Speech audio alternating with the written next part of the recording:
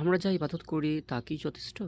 আমরা যারা বিশেষ করে মুসলিম নামাজ পড়ি, রোজা করি, তাতে কি যথেষ্ট? আসল কথা হচ্ছে আমরা আমাদের আরও অনেক ধর্ম পালন করা উচিত। আল্লাহ সুবহানাহু ওয়া তাআলা আমাদেরকে পাঠিয়েছেন ইবাদত করার জন্যে।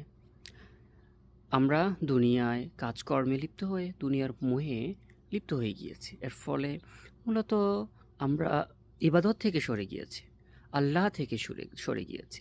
দুনিয়ার জ্ঞান অর্জন করতে গিয়ে, দুনিয়ার উচ্চশিক্ষা অর্জন করতে গিয়ে, জ্ঞানী হতে গিয়ে অজ্ঞানী হয়েছি। এর ফলে আমরা মূল দায়িত্ব, মূল ইবাদত থেকে সরে গিয়েছি। এর ফলে আমরা ইবাদত করছি না, আল্লাহ থেকে দূরে সরে গিয়েছি। এই যেমন ধরেন বিভিন্ন ধর্মে, যেমন হিন্দু, বৌদ্ধ, খ্রিস্টান, সকল ধর্মেই, বেশিরভাগ ধর্মেই ধ্যান রয়েছে, মেডিটেশন রয়েছে। এমনকি আমাদের প্রফেট মুহাম্মদ সাল্লাল্লাহু আলাইহি ওয়াসাল্লাম, পিস বি আপন হিম, উনি দীর্ঘ 15 বৎসর হেরা গুহায় ধ্যানে ছিলেন।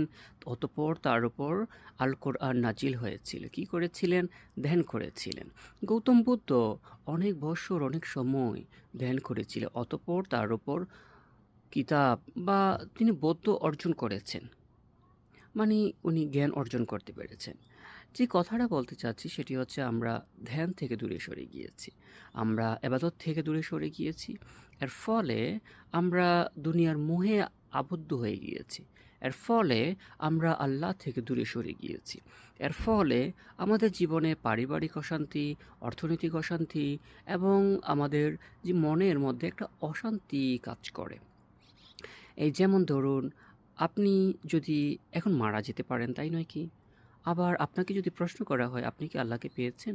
আপনার উত্তর হচ্ছে না। তার মানে হচ্ছে আপনি এখন মারা যেতে পারেন, এই মোমেন্টেও আপনি মারা যেতে পারেন, বাট আপনি আল্লাহর সন্তুষ্টি এখনও অর্জন করতে পারেননি, আল্লাহর সাক্ষাৎ পাননি। তার মানে এখনও আপনি, আমি, আমরা আল্লাহর মূল দায়িত্ব থেকে দূরে আছি। তার মানে বোঝাতে চাচ্ছি এটাই, আমরা দুনিয়ার মোহ থেকে যতটুকু সম্ভব আল্লাহর পথে থাকব। আমরা যা ইবাদত আছে তা পালন করার চেষ্টা করব। শুনলাম তাতে যথেষ্ট নয়, আমরা তা পালন করার চেষ্টা করব। এ দুনিয়াতে অসংখ্য ওয়াজ আপনি শুনেছেন, কয়টি ওয়াজ আপনি মেনেছেন? নিজেকে একটা দিন অন্তত প্রশ্ন করুন, শান্ত হন। কোনো অহংকার আপনার মাঝে মাটিতে যাবেন না। আপনাকে উচিত, আমাদের উচিত পূত পবিত্র হয়ে আল্লাহর সাথে মিলিত হওয়া, চিরমুক্তি পাওয়া।